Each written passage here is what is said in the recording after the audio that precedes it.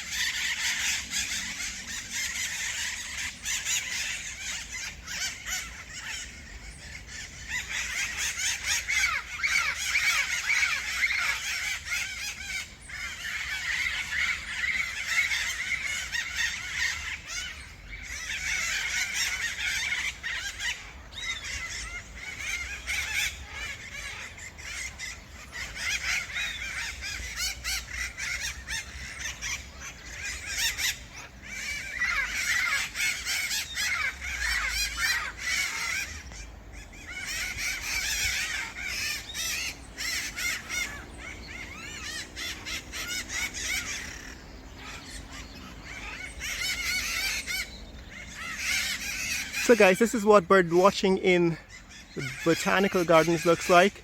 I've been doing some research for this new documentary on cage birds in Guyana, why they're so expensive.